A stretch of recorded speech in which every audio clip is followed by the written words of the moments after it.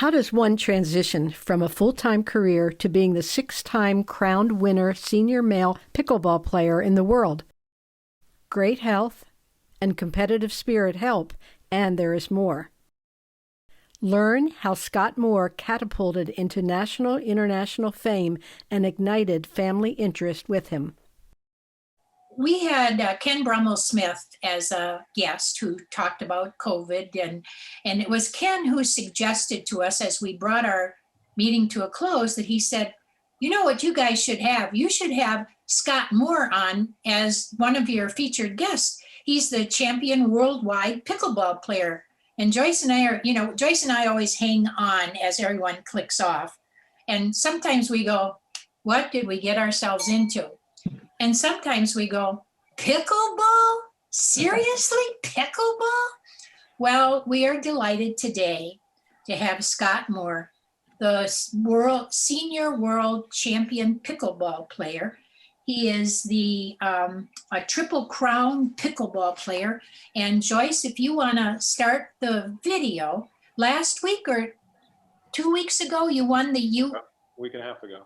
Week and a half ago, CBS television network covers the pickleball tournament now. Some of it. So where pickleball is now getting the notice of ESPN and television networks. So that means it's only going to continue to grow bigger and more profitable with sponsors, and who knows where it's going. So Joyce, are you ready to cue that video up so that we can start? I think we're ready. Scott, do you want to say anything about this point? Because it's only 30 seconds. Yeah, it's a US Open, the final point with my wonderful mixed doubles partner.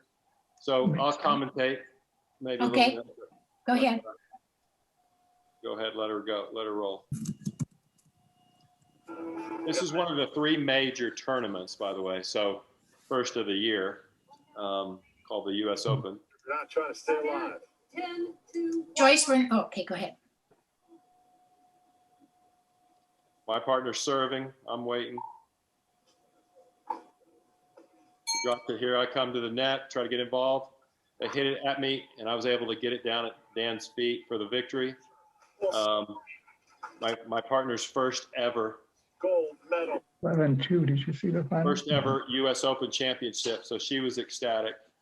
And I was fortunate enough to have won the men's doubles senior pro the day before, so have been able to reestablish my #1 ranking for the 8th straight year, at least for the first part of the year. So it's been quite a crazy run, but I'm sure it's going to come to an end before too long, but it's been a nice season, I'll just say that.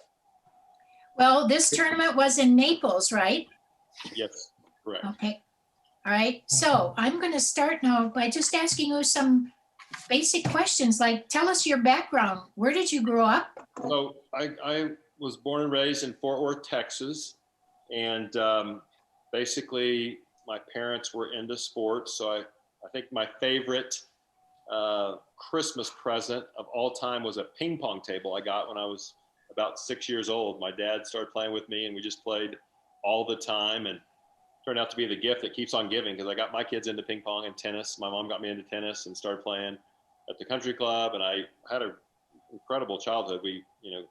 Summers I played at the country club every day. We went to summer camps, and life was amazing. And then it kind of came crashing down. I can talk more about that later, but when my father ended up leaving our family when I was a teenager, and it was kind of a difficult time of my life, but ended up helping me discover my purpose, if you will, which I'll talk about a little later. Okay. Where did you go to college? Went to the University of Texas in Austin, Texas, back when Austin was a somewhat of a sleepy little college town. But it was an amazing place to be, and great place to go to college. Actually stayed 3 years afterwards, got married there. And then I left Texas. The first 25 years of my life were in Texas, and have never been back to live, though my heart's still there because my mama still lives in Fort Worth. So get to go back and visit a couple times a year. What did you major in? What did you want to be? I was a business major, took a job during college with a company called Cutco selling knives. And it was crazy. It was the most fun I'd ever had. I couldn't believe I was getting paid so much to work. changed my major to marketing and never looked back. I set the all-time record for the first summer in the business with Cutco, and have been in some type of sales or marketing from then on, which has been 40 something years ago. And kind of became, I guess I had started my first business at 14. And then in college, I started a little coupon book.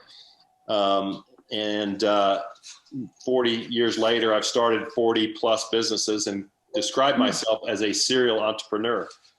I've got about a dozen that are in operation right now.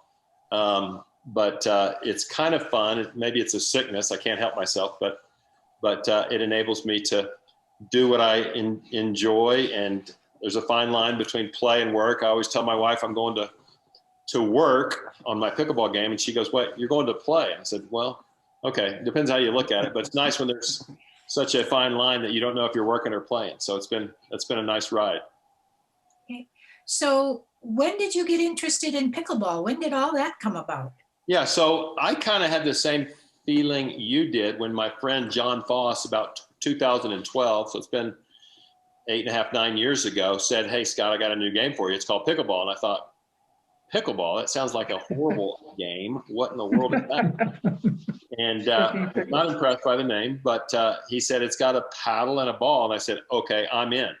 Because I am a racket sport junkie. Have played not only competitive tennis, a lot of ping pong in the day, but in Japan, where I raised my family, lived for 16 years, got into pretty serious badminton, played some racquetball in college, came home after Japan, got into squash. And so anytime I've got a ball and a racket or paddle, I'm a happy camper. And so I tried it innocuously enough and thought it was really fun, but had no idea that they had national tournaments and so forth. So a year and a half later, I ended up at the Nationals down near Phoenix, Arizona, with my former tennis partner, who now was into pickleball as well, Ken Curry. And we won at the top division, the 5-0 class, a silver medal. That was life-changing because I realized for the first time in my life, I was going to become a national champion.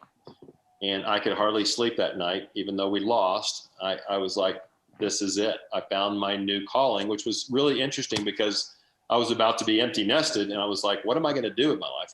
So much of our lives revolved around our kids. And we had, homestay kids from all over Europe that lived with us. And it was like Grand Central Station at our house. And all of a sudden they were all gone. And I was like, what am I going to do?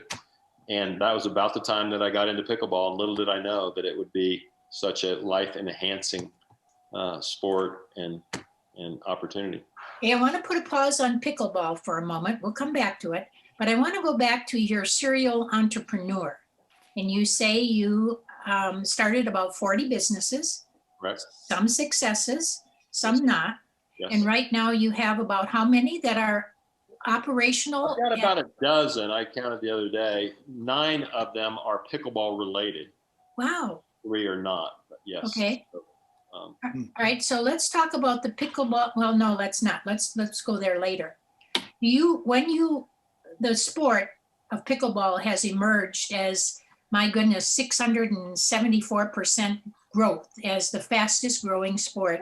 I don't know if it's in the world or in just America. yeah, that's a good question. I'm not sure.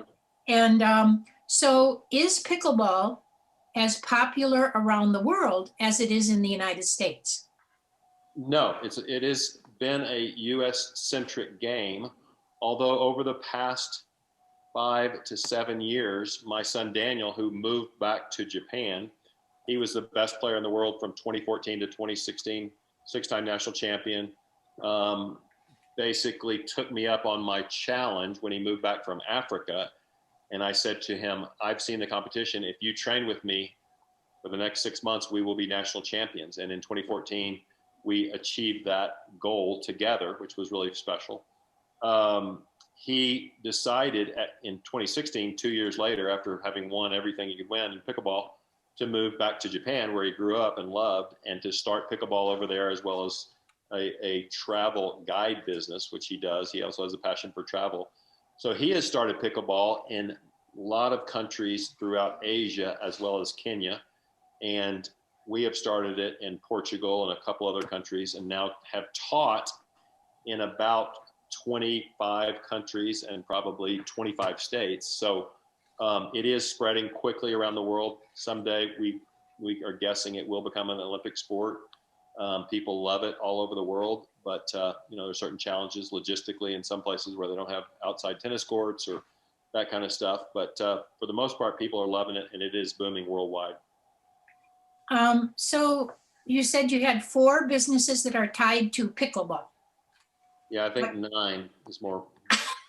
All right, kind of walk us through a few of them. Like, what is the most, how do I want to say, profitable for you as a serial entrepreneur in pickleball? When you start winning, people, want you to endorse various products and use different products. So probably the one I'm most loyal to that's been the most profitable has been a paddle distribution company with a wonderful supplier named Paddletech that sponsored Daniel and I early before really we had won anything. And they've been very loyal. We've been very loyal to them and have sponsored about 100 or 200 dealers around the country that sell our paddles. And so that is probably one of the main ones. We've started a business I got on my shirt called Pickleball Trips to share our passion for travel and adventure and teaching this game that we love. We take people on pickleball destination, bucket list trips all over the world. And like I said, have probably done about a dozen countries. We had a dozen trips planned last year and filled up before COVID hit. So now we're kind of pivoting a little bit and doing domestic trips this year in addition to the international ones. Daniel and I have made a pickleball video last year called the Pickleball Masterclass, which has just exploded. We sold over 1,000 series of these pickleball, systematic courses that people can watch in the comfort of their own home and have just, been extremely popular. I endorse a fitness product called B3 blood flow restriction bands that's gotten me in the best shape of my life. And I call it basically a product that empowers people to take responsibility for their health and fitness. I've lost 25 pounds and literally at 59, I'm in the best shape of my life. And so that kind of thing, insoles that have literally prolonged my career. I was having knee problems and found some liquid insoles called My Air Feet that took all the pain away and feel like I'm running on a cushion now. So that kind of stuff is just, lots of opportunities. In addition to we teach clinics and camps and we win prize money. And so I count those as different businesses within the pickleball arena as well. Okay, so when you go to a pickleball event, do you pay a entry fee to play pickleball? Yes, we do pay an entry fee, and it'll cost $300 to $400 to play three pro events. I usually only play pro tournaments now, but my main sponsor, Paddletech, will reimburse me for that. So end up getting to keep the prize money that we win. Okay, so prize money. Now that television is getting into it, now that television is starting to get on-air sponsors to be able to promote pickleball, is there prize money? Like we just see the Masters and they get a green jacket, and so do you get a white jacket pickleball something? When I won the U.S. Open, I got prize money. I ended up winning $3,000, which obviously, if it had been the Masters, it would have had a few more zeros behind it. But in other sports, but my sponsor matches it, and I won some tennis shoes for each event, and and that kind of stuff. So it's in the infancy. I'm not living off the prize money, but it's really, really nice to be paid to do what I love, and I would do anyway. So it's kind of like a little bit of a bonus, and not that it's going to feed my family, but I don't really need that anyway. So for me, it's an extra bonus, if you will. So you're the #1 senior male pickleball player in the world. Where in the world do you play pickleball, and what places have you traveled to? Well, it's really awesome because now, I mean, I don't say this overly proud, but I can go anywhere in the world and get paid to go there. I call it paycations. So Daniel and I now Probably the most recent trip I was in was December after COVID. We were able to do a couple trips in Cabo, have taught in 6 or 7 places in around Mexico, St. Croix. I was last January before COVID, I taught in the Philippines, Thailand, and Singapore. Have been to about 6 or 7 countries in Europe, Italy, Spain, Portugal, England, and a couple others, France and Germany, and we've teaching all over Europe as well. So I travel as a passion anyway, but now I get paid to do that, and so it makes it more motivating. This year I'm hoping to go to Finland and play and teach, and that's my new trip for the year if COVID we get over it. And so I've got my bucket list and just checking it off. And the fun thing about Pickleball Trips is we take people with us, so you get like-minded people that maybe wouldn't go to Japan on their own, but now we're able to go. They make new friends. We show them things that they probably couldn't see otherwise because it's places that we've been before, or we speak the language. We speak Spanish and Japanese, and so we can show them where tourists can't even go, things that the real Japan, as we call it, or the real Mexico or Spain or wherever, if we happen to speak the language and so forth. So it's been just an amazing thing. And I get to do it with my kids. So I don't even have to bribe my kids anymore to spend time with me. It's like, yeah, we'll go to these fun places. So. Do you fly Delta? I do fly Delta a lot. My daughter's a flight attendant for Delta, so as much as possible. I do fly Delta, but not exclusively. But it is nice occasionally when I go on the trip with my one non-pickleball trip a year, which I mentioned earlier to you, is with my daughter, and she helps me achieve a separate goal of mine to visit a new country that I've never been to every year. So I fly Delta with her on that, and then I take care of all the other expenses, and my wife is always there, and sometimes the boys come, so we're having a great time flying on her at least once a year. So now, she's the only one in the family that is not a pickleball player. She's Correct. A flight attendant, and she's an avid reader and reads 25 books a year. She's 30 years old. Yeah, she's 30 years old, reads about a book a week, probably 52 books a year. And so her passion is reading and travel. So I share that with her and try to get her recommended book list. And like I said, we travel together. And so it's nice because, I relate to the boys a lot over pickleball and work stuff. And I got to find ways to relate to her as well. And so we do that through travel and sharing stories about books we've read. So do you have like a corporate headquarters, like an office and staff that helps you put things together, or is it pretty much family run? It's pretty much family run. My other son, John, has taken over Pickleball Trips. So they've basically taken my spot, and John and Daniel run that. I'm the hired hand that gets to help them when they have too many people or need an extra, although we now have other pros that help as well. And my wife, who I one time made the mistake of saying she didn't work when somebody asked me what she did in Japan. I coined the term domestic manufacturing and development. So she was kind of helped raise the kids, took care of that. Now she runs all of our businesses, the back office, everything from invoicing to customer service or keeping me organized, which is not my strong suit, but she allows me to do what I do well, and she takes care of all the details. So we're a team.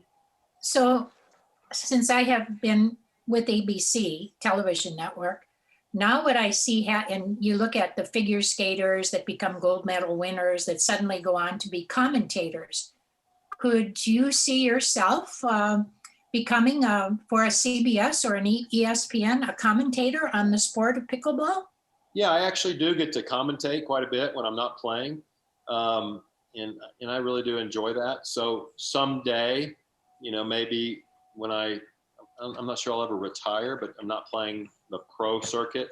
I may do more commentary, may get into, coaching, could see myself if we becomes an Olympic sport, maybe being one of the coaches for the Olympic sport. We'll see where it leads. So far it's just continues to be like a dream. I can't even dream this up. So I have no idea where it's going to go, but I just keep pinching myself and not waking up. So it's real. So you run clinics, and we have somebody who's I'm seeing on the screen, and that is Ken Brummel Smith, and you ran a clinic that he attended or he participated in. Describe clinics. How many people show up? How do you teach? How do you teach that? What kind of courts are set up? How does that work? Yeah, so I've taught, various places around the world. Sometimes it's on a temporary court where we actually tape the lines and, they don't have pickleball. So like in St. Croix, we hauled down 17 nets and all this tape and spent, half a day getting courts ready. But other places and more have permanent courts. So that makes it easier. But essentially what we do is we've realized that people are paying for our personal attention. So we keep the ratio pretty low, 8-to-1 or less. Talking about, Daniel and I, when we started this. And, I will go somewhere, for example, Atlanta this month for a tournament. And I let my friends know, hey, I'm going to be down there if you guys want to organize a clinic. So after the tournament's over, I'll spend a day or two, or sometimes a week in this case, doing tournaments, in the area. So what we do is spend anywhere from 2 hours to 2 days teaching what we call the 10 Principles of Pickleball. So we've made it much simpler and systematic. People watch us and say, wow, it's such a simple game. And it's because we already have a plan. Most people that are playing pickleball are just out whacking pickleballs. They don't really have a strategy. They don't know the right place to be on the court. So we teach them, how to hit the right shot, what the right shot is, and what the right spot on the court. A lot of strategy. So one of the neat things about pickleball is you can get better with age. It's such a mental and intellectual and strategic game. So we teach them, by doing so, help to simplify the game for them. So that's with a similar skill level group. Let's say a 3-5 intermediate group. We try to keep the group the same so everybody can practice this, the drills and skills and games that we teach them with people that are about the same ability that they are. And then we play in with them just to show them what it's like to play with a pro. So we'll do a demonstration. We teach the skill, they practice it, and then we play with them to show them, hey, this is what you have to do to get better. You can't get away with this, if you're playing people that are better than you, which is why you're here, to try to improve, right? So people get bad habits when they play with people that aren't as good as them. They get away with stuff. When we play with them, they have to hit the right shot and be in the right spot, or we show them that doesn't work very well. So when you teach in a clinic, have you had anyone that you've taught go on to become a champion? Yeah, there's lots of people that have gone on, and we get letters all the time about, people that have won, certain tournaments after that we taught them. And so that's extremely rewarding.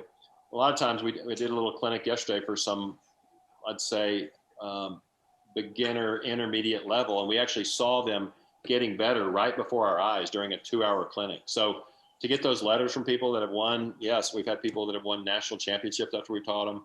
Somebody at the US Open last week came out and said, I just won, thank you. And so it's just super rewarding. And that's one reason I love teaching pickleball so much, is that, we have an approach. It's not always easy to figure it out. So we can there's some counterintuitive aspects of it that we can short circuit people's learning process and help them to get better really quickly. And so that is extremely rewarding. And the only reason I continue to teach, because, it's just so fun, and I love the game and love seeing people embrace it. Do you break it down by age? So in other words, if you're going to be participating in various tournaments, you have a female or male. Does your teaching include both male and female? Yeah, the tournaments are broken down by age, but our clinics and camps are not. We have had 8, 9-year-old kids in our clinics that are awesome players. And we have had 90-year-old, my stepfather just turned 90 last month. He plays pickleball 4 or 5 days a week. That's my goal. He's my hero. I want to be doing that when I'm 90. So there are no age restrictions. That's one of the beautiful things about pickleball. It's a generational equalizer. and people from 9 to 90 can play on the same court and have fun together. And it's fun at every level. You don't have to be a pro to have fun. You can be a beginner and really get it the first time you play. So it's different from so many other sports where it's just about the speed, power, and so forth. This one is not. It's more of a finesse game. It's an easier game to learn. It's low barriers to entry. So that's why has become the fastest growing sport in America, if not the world. So tell me about the difference between a pickleball court and a tennis court. And can you play pickleball on a tennis court? Absolutely. You can actually put 4, depending on the size of the tennis court, you can put up to 4 pickleball courts on one tennis court.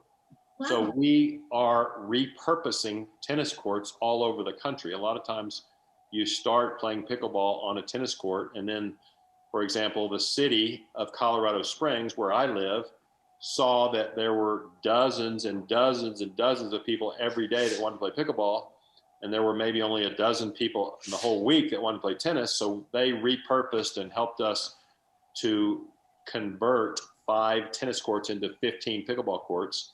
It changed the whole community. I mean, there were all kinds of issues at this park, and now it's a booming part of town and brought in millions of dollars of revenue to the city because we run several tournaments there a year. People come from all over the country and sometimes the world to play pickleball in our repurposed pickleball center in Colorado Springs. So it's been a boom for the local economy, the park, and the citizens, because people are healthy. They're not sitting around watching TV. They're out playing pickleball now. So this is happening all over the country and literally all over the world now. Now, pickleball had a stigma at first, kind of in the, maybe in the senior living communities. And then it evolved into RV parks, and then it evolved beyond that. So the stigma of pickleball being only a senior game is no longer exists, right? No, it's gradually going away, but you're right. That was the impression. There are still, tennis purists, if you will, that are like, that I know, even friends that are like, yeah, I'll play pickleball when I get old, or I can't play tennis anymore, or whatever. And so it still has a little bit of that image, but now that we're on CBS Sports and on TV, on ESPN, there's prize money, more and more young pro athletes, whether they came from racquetball or tennis or table tennis or even badminton, are starting to get into pickleball and getting their careers repurposed, so to speak. And all of a sudden, it's getting younger and appealing to more and more families. We're seeing families out there all the time playing together because, again, the kids can have a great time with grandma and grandpa out on the pickleball court. So it's unbelievably social sport, probably the most that there is, partly because you play a game in 10 or 15 minutes and then often change courts. So in an hour, you may meet, a dozen different people, as opposed to, tennis. When I was playing, we had our 4, no one came in or left our game until we left the courts. For an hour or two, I played with my 3 other friends, or one other friend was playing singles. So that's another reason that it's become so popular. It's just so incredibly social and fun, and people are generally nice, and it is getting younger. So more and more families, young kids, teenagers, and young adults are getting into it. So if you were to say what your purpose is, does pickleball fulfill your sense of purpose? Absolutely. I mean, it is not my purpose. This has been, but something that has enhanced my life so much that it has added to my purpose. As I mentioned earlier, when I was young and had some family pain in my life, I kind of discovered my purpose, which up to that point, I thought it was living for myself and just being happy, but I realized that was all circumstantial. And I found a faith in God and a relationship with the Lord. And so that really changed my life and gave me a new purpose that superseded everything else. And so I try just to be a good, steward of the blessings that I've been given, the time, talent, and treasure, if you will. So that's my purpose. But what pickleball has allowed me to do, especially because I've become the number 1 player, is have lots more encounters with people from all walks of life, from all over the world, all ages that we talked about. really my favorite Japanese word, like I said, we spent 16 years in Japan, is called dei, which means encounter. And they use it like, hey, this is a wonderful day. I'm so glad we met. And so what it's done for me, pickleball, is just given me thousands and thousands of encounters with various people that have allowed me to maybe make a little difference in their life. So that really gives me joy to try to make them a better pickleball player if that's what they're looking for, inspire them to be healthier, show them that, aged, you can get better with age at something.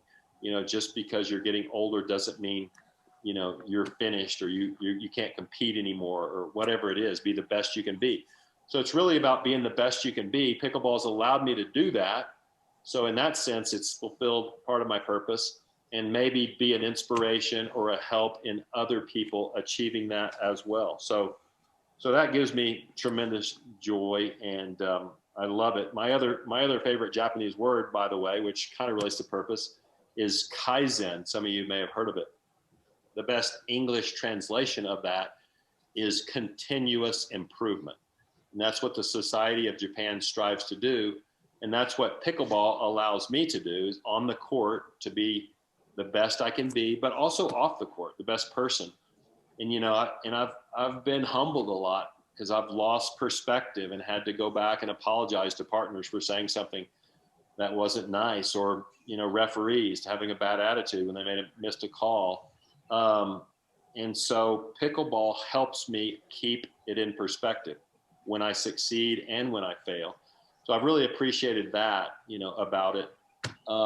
Last week, I had an incredible privilege after I'd won my 2 gold medals to get on the court with the wheelchair guys and try to play with them. And I got to play a game. My buddy Rick, I've seen for years, and he's been an inspiration, but I actually got to play with him, find out how incredibly difficult that is to do. But I was so moved by these guys, even though they called me Turtle. It's like, come on, Turtle. But it just put everything in perspective. I was like, wow, these guys have amazing attitudes. I can get up from my wheelchair. They can't. And yet, they're out there playing pickleball. And it just helps me, again, with the profound, paradoxes of life, that these guys are free, even though they can't walk, because they're out there enjoying pickleball. And so, that kind of stuff, I believe, helps me get in touch with my purpose and keep the right perspective. Last month, I was teaching in Oxford, and there was an author there, a guy by the name of Neil White, who, super nice guy, sends me his book. And I just read his book. I finished it last night. It's called In the Sanctuary of Outcasts. And he wrote about the year he spent in prison at a leper colony. And these lepers, basically taught him what was important in life, the people that he had not wanted to associate with.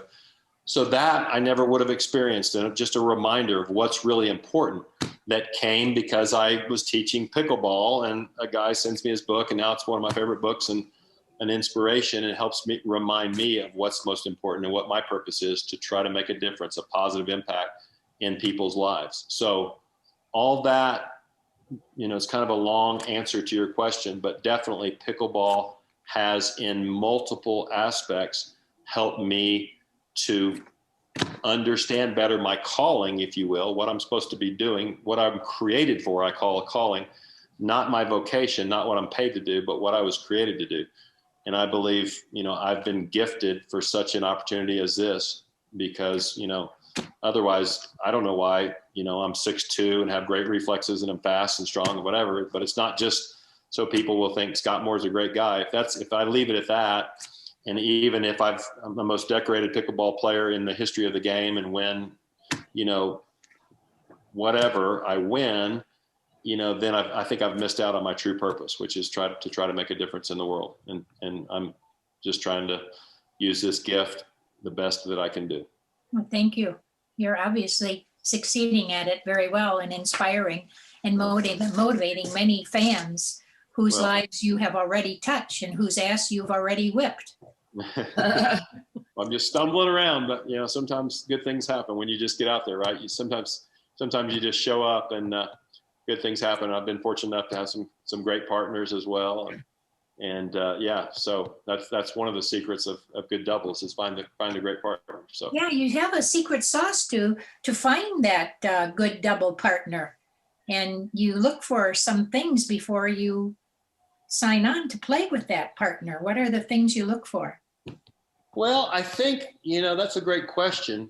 I think the synergy is the most important part. And that goes beyond the play, but just at the kind of the spirit level or deeper than just physical, right? It's just that, do you have an understanding of each other? Do you have similar values? Do you have a similar mentality on the court?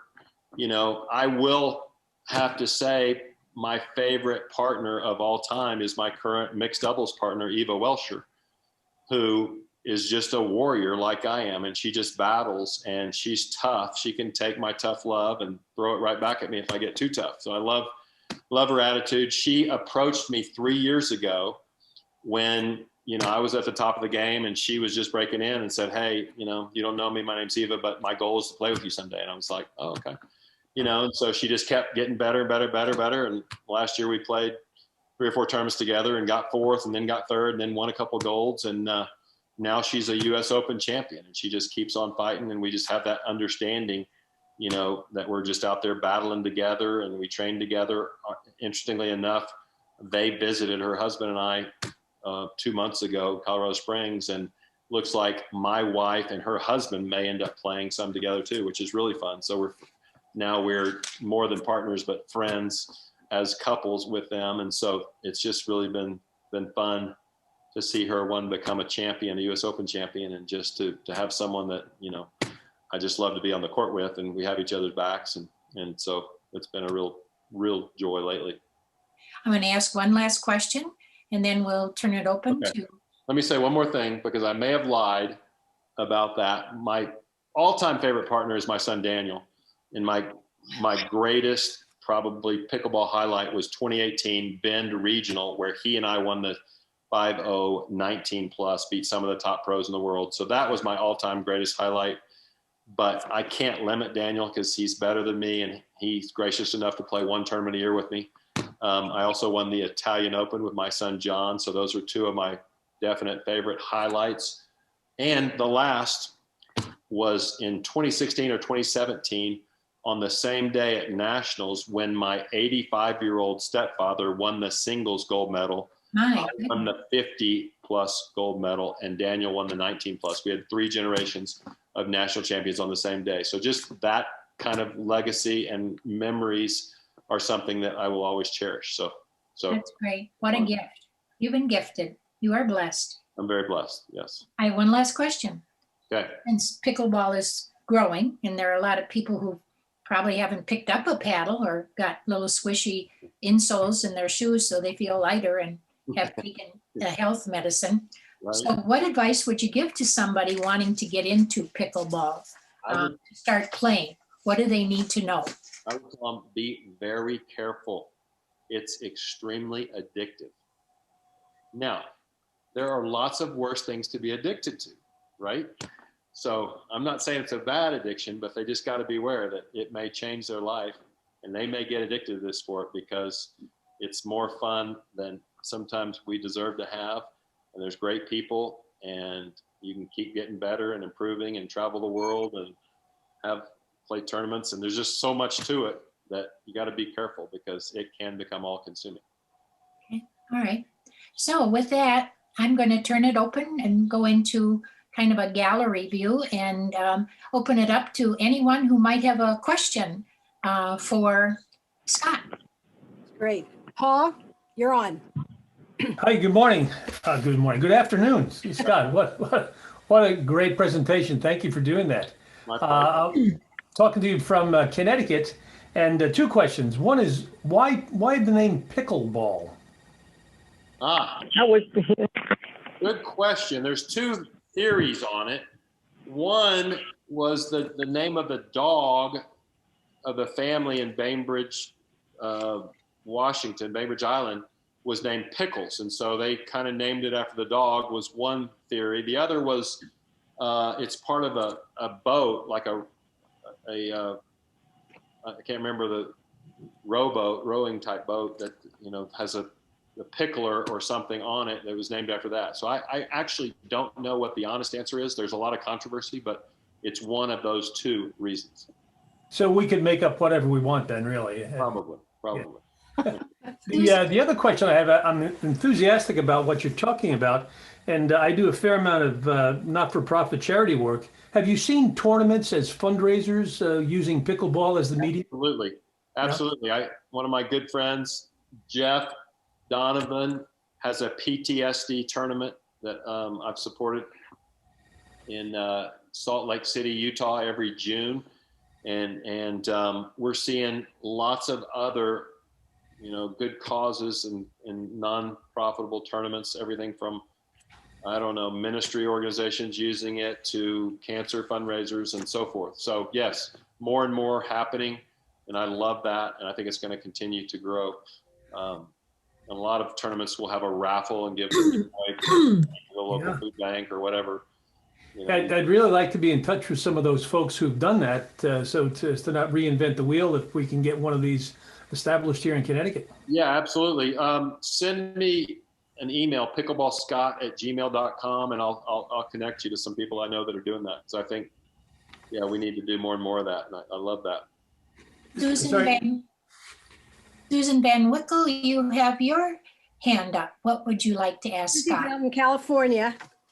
Yeah, this has been a great experience hearing this presentation. I have played pickleball. We mooched off our very good friends in Woodside who had a house with a pickleball court. Right. And their son-in-law was from Bainbridge. And he, by the way, the story I heard was about the dog named Pickles. That's more prevalent, yes. Yeah.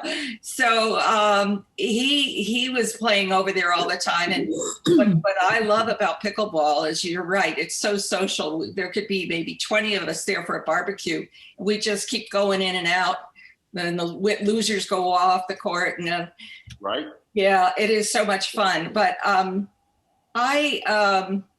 we lived overseas for a long time, like you. We were in Singapore for many, many years. And I tried to transition because I was a complete idiot, manic about tennis. I mean, if I didn't play tennis once a day, it was a bad day. And I was trying to transition to squash. I found it very hard. Could do a backhand, but the forehand, I'd always go back too far. And the same thing with pickleball. Did you find it a tough transition from tennis to pickleball? For me, no, especially singles, because it was pretty similar type game, just with a smaller paddle and so forth. But doubles, it was actually more difficult because mainly it's a game of finesse and strategy, whereas tennis is a little more power and pop and, so forth, with the kitchen line and so forth. So yeah, it did take a little longer than I would have expected to learn the intricacies of doubles. And a lot of people have that problem. Mainly, it's just hitting the ball too hard. In pickleball, the soft game actually trumps the hard game once you get to a certain level. So learning that soft game, the dinking, the dropping, and to utilize that is the hardest part for former tennis and squash players, especially. So if you can work on that, learn that aspect of it, you can get it. Because there are some advantages as well, just the hand-eye coordination and the racket skills. Translate. Right. And the other quick question I had is, how much involvement in collegiate sports? Because I think in order to grow the sport, you got to introduce it when they're young. Absolutely. And I don't know about high school, but definitely collegiate sport. But that's a great question. There's numerous people that started playing pickleball in junior high. So I think a lot of junior highs around the country actually were or are playing, and now more and more are starting to. At the collegiate level, I've heard the Ivy League has a club team that they play other Ivy League schools, and it's kind of starting to take off around the country. Still fairly small, but I think in the next 5 years that the majority of colleges will have a pickleball club team. Eventually, they'll have scholarships for pickleball. I don't know how long that's going to take, but you're right. Get the kids, the youth, into it. That's when it's going to become super mainstream, and we're going to see it, on TV and in the Olympics and so forth. But we got to get the youth involved. And I totally agree with and concur with your statement there. Yeah. Well, thank you for coming today, because actually the people that have the pickleball court, they're on the road right now. And I told Dick, you'd better just get to the side of the road and just hang out for an hour and listen to this. We've got it recorded. We've got it recorded. So I've got it recorded. Thank you so much. I've totally enjoyed this. My pleasure. Ken Brummel-Smith. Thanks, Scott, for coming and doing this. It's been great. I know when I started, I was the chair of the Department of Geriatrics at Florida State College of Medicine. And as part of my community service, I was on the board for the Tallahassee Senior Center, and I kept hearing about pickleball in our board meetings, but never could play because they always played at the Senior Center during the day. And then when I retired, I thought, well, I'll go down and play. And I'm a lifelong racquetball player competitively. And so I walk into the Senior Center, big gymnasium, and there's all these old people who are kind of moving around slowly or overweight or hobbling on a bad knee. And I thought, well, this is going to be easy. And I was just killed instantly, because if you put the ball in, you could pass them, but if you put the ball near them, they just were so strategic and I was definitely chagrined. So that sold it on me. And that's when I transitioned from racquetball to pickleball. But I was wondering about kind of a similar thing around college and high school. We live in a very rural area, 3,000 people in far northern California. And I haven't, Vicki, yet had the opportunity to have a class from Scott, but I look forward to that. And what we have are all these small high schools. We have high schools with 80 people and 80 students in the entire school. And they try and field these 8-man football teams, for instance. And I keep going to them saying, you need to field competitive pickleball. It's cheap, it's the cost of paddles and good shoes, basically. Right. And it would be easy to convert tennis courts. In our pickleball club, last year we had 1,500 players in 1 year time, when the tennis people on the courts nearby had like 200 the entire year. Yeah. You can convert your tennis courts to pickleball courts. You could have competitive teams, but I just can't get them to bite on it yet as to seeing that this is a worthwhile thing to look into. Any thoughts? Yeah, it's too bad. I mean, that resistance is everywhere. I don't know if it's because of the name or just people haven't seen it on TV yet or so forth, but I think as they start to see it on TV, that will help the image. Yeah. More than maybe anything else I can think of. So it is a little bit of a matter of time. If you can actually get out there and play with them, as you know, they will love it and understand when you talk about it, it is like a foreign language, and they go pickleball, the name doesn't help, and it's just like, wait a minute, but you get them out there and they start smiling and the kids start laughing and loving it and staying out of trouble. And I mean, you're preaching to the choir. I mean, but the hard part is, how do you get started? Yeah. The only way to do it is to improve the image of it, which I think is going to happen with time, but we can't control it, or get them out there playing somehow, get them out there playing. And those are the only ways to captivate them that I can think of. And know. Mm-hmm. Jackie Wheeler, you have a question.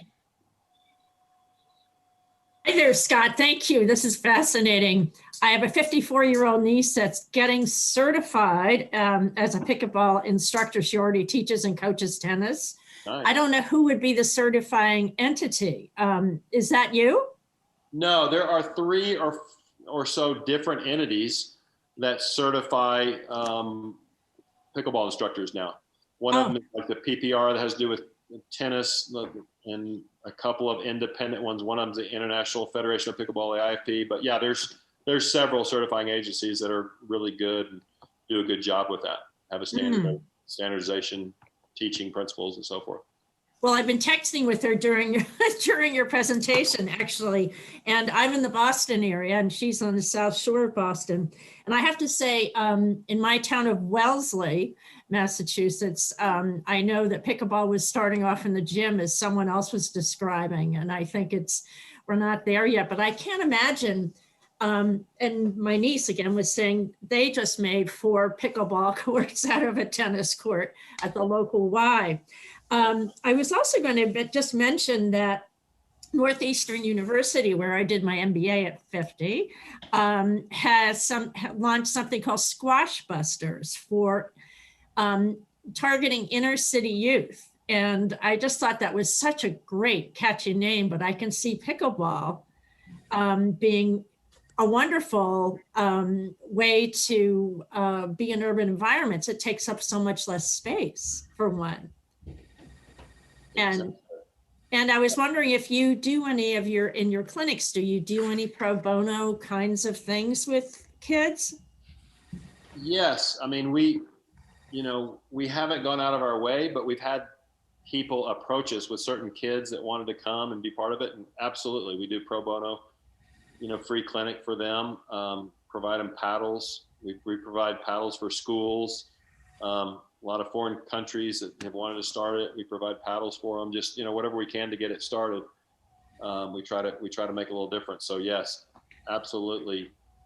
If there's a needy people, whatever that is, economically, physically, or whatever, we would provide pro bono and have done that in the past and love to do that more and more in the future. Oh, nice to hear. By the way, I went to college in Colorado. You're in a great state. Yeah, we love it. We love it. But yeah, I mean, I think we've seen it in some prisons. We've seen it, at-risk youth. This is a great way to get them occupied with something positive that's fun and easy and inexpensive. And just like you're saying, I mean, this is the answer to a lot of problems. We just got to somehow, like Ken's talking about, like you're talking about, get into more places that need this, but just don't realize it. Need pickleball. So I have a couple questions. Scott, how have you seen the game change in the past few years?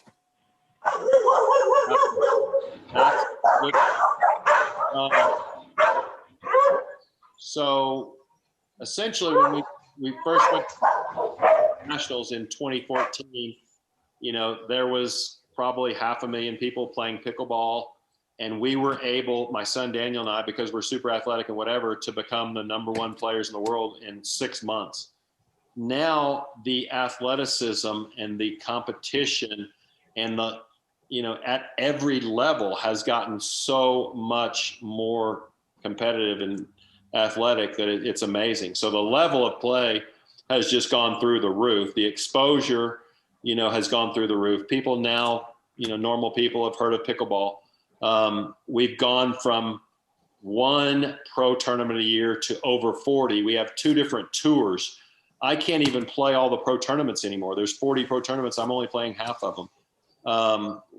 It's now in probably 30 countries or 40 countries. So it's just exploded, and it just keeps getting bigger and bigger. We just keep going, wow, this can't get any bigger or better, and it just does. So, just in so many aspects.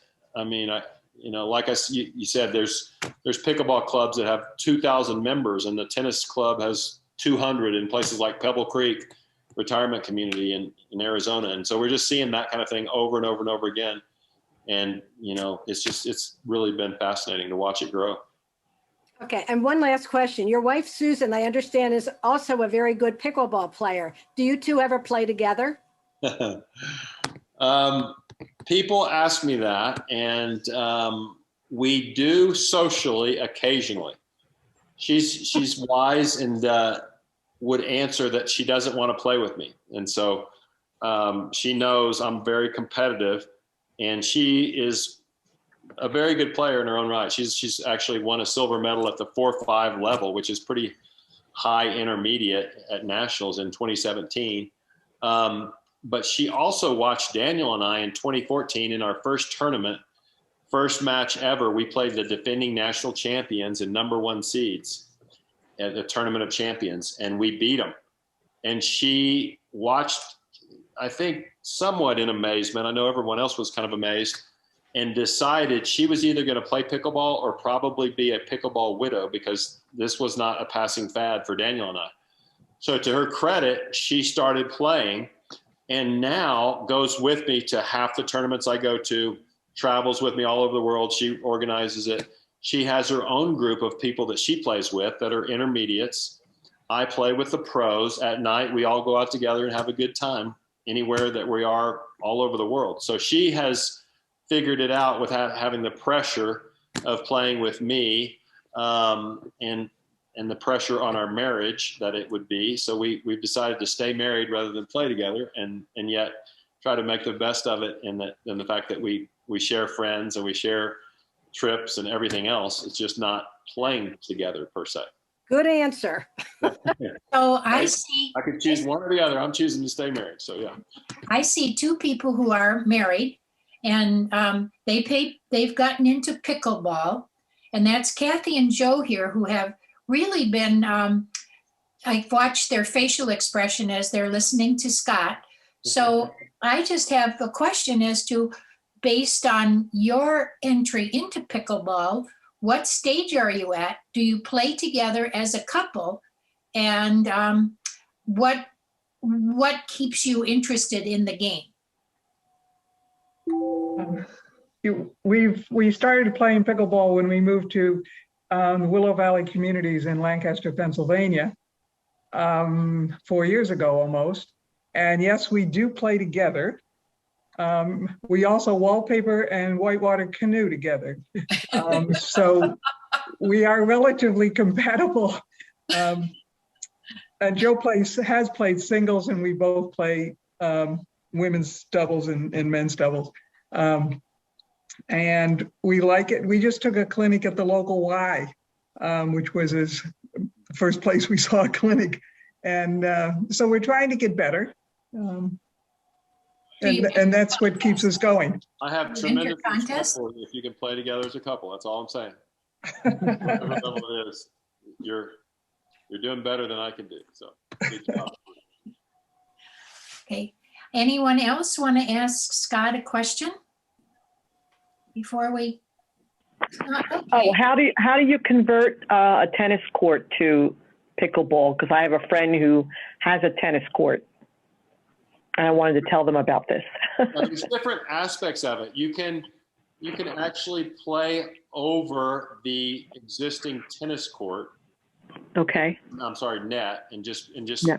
lines where the actual pickleball lines would be. Or you can take two sides and put in two separate lines for courts and bring in temporary pickleball nets, which are very common. Or if the court's big enough, you can do that with two courts per side of the net, which is what we've done a number of places. So you create 4 temporary pickleball courts with tape or paint, depending on how serious you are, out of one tennis court. So there's just various ways to do it. And then eventually, when you realize that you're never going to play tennis again, and you all love pickleball, you have the most popular place in town because everyone wants to come to your place and play pickleball, you rip out the tennis nets, you erase the tennis lines, and you put in 4 permanent pickleball courts. And that's kind of the progression that a lot of people start and finish with. Thank you. Yeah, Roderick Gary, you had a question. You're on mute. First of all, are you going to be writing a book, Scott? Maybe there already is a book. But I wanted to just say how I was very impressed with the way you expanded your. Somebody's got to mute. Yeah, I'll mute her. Okay. I was just very impressed with the way you have nurtured your many, many gifts by using pickleball. I mean, you're a teacher, you're a commentator, you're an entrepreneur and all that stuff. And I think as we get older, I'm inspired that and challenged to see, like, what do we have that we can be so passionate with that would also allow us to explore the different gifts and the different things that would make us become better than we are now, or even happier, or even more fulfilled. So I appreciate the way you walked us through that, because I think that is critical. Thank you. You know, it wasn't something that I set out to do. Like I said, I just literally stumbled into it. Very thankful to my friend John Foss for inviting me. And, you know, I just, like I said, you know, it's almost like a sickness to be an entrepreneur. So the businesses just kind of naturally start and flow. But it has been so fun because it is something I'm passionate about, and it's combined so many things I'm passionate about, from family to friends to competition to travel to, you know, just being the best you can be. And so, you know, I can't really take credit for it, but I am extremely grateful for it. And thanks for saying that. Thank you. Does anyone else have a question for Scott before we put a wrap on this? No one seems. Well, one thing, Ken, could you share the interview with the young man that you just had? And those of you who may want to stay, this is just a fascinating little video, but Ken, fill us in on how that came about and what happened with you and a 10-year-old. Sure. Did you mean share the discussion of it? You did. Yeah, did the you want me to discussion, show and it? then if folks want to stay, we would love to share the video because it's a fascinating little interview you did. Yeah, well, I competed in a tournament in Chico, California this weekend, and I play 3.5 right now. And one of the other players, this was men's 3.5 doubles. One of the other, quote, men was a 10-year-old named James Shinar. And he was just the most fun. You know, he was just like a 10-year-old when he wasn't in the middle of a shot. He kept bouncing around and doing things. He just looked like your average 10-year-old. But then as soon as the ball was coming to him, he was all pickleball. And it was just amazing to watch him, to see this incredibly youthful enthusiasm and yet really deep attention to improving himself and playing as best as he could. So I asked his parents who were there, you know, could I interview him? And all I had, unfortunately, was my iPhone. And I did this short little interview. And it was just, he was just amazing in his composure and his perspective. And so I asked him at the end of the interview, so, you know, what have you learned by playing pickleball about yourself that you didn't know before you started playing? And he said, well, I used to have a lot of doubts about myself. And I think I've lost that now. I know that I'm working to get better and I'm doing the best that I can. And that's great. That's good enough. And it was really neat to hear him. So I posted it on our Mount Shasta Pickleball Club Facebook page. And if you just Google Mount Shasta Pickleball Club, you can see him on there. Yeah. And if you would like, and when we close down, we usually go to the virtual bar afterwards. We'd be glad to share that video with you because Ken was kind enough to send it to us. I was sitting here last night at midnight looking at this over and over because I was just fascinated with, here's Scott, where he is, and then there's his sons and that next generation. And then I look at this 10-year-old and thought, look at that, from age 10 and probably much younger, all the way up to the world champion, Scott Moore. It was just a really fascinating look at the longevity of the sport and how it really appeals to and engages all generations. So with that, we have concluded our session with Scott. And Scott Moore, I can't thank you enough for your gift of what you are doing for pickleball to grow and accelerate the sport, to have such commitment and passion, to have raised a family that has embraced the sport as well. To be able to sit here and say that after you won the first silver medal and you went to bed very excited and said, I'm going to become a national champion. I mean, that is amazing. And you did that over and over again. Right. And you are providing a purpose to many who aspire to be as good, maybe better than you are. So I look forward to seeing you as a commentator on CBS Sports or ESPN one day soon. And I thank you very much. But I also want to thank Ken Brummel-Smith Absolutely. for bringing this to our attention, because neither Joyce or I would have ever had this on our radar. And it has been very fascinating and enlightening, because no matter who I talk to now, even in my little town of Weston, Connecticut, I'll hear somebody's just taken up pickleball and how enthusiastic they are about it. So I thank you very much. And with that, I'm going to say thank you, Scott. This session is over. For those of you who have to fix dinner or whatever, please feel, or fix dinner or go on with your day, please feel free to do this as we conclude this. But for those who want to hang around at the bar, we're willing to hang here and talk. Yep, and we're going to share the video if anybody wants to see it of James Shiner. And Scott, thank you from all of us. Bravo. Thank you, guys.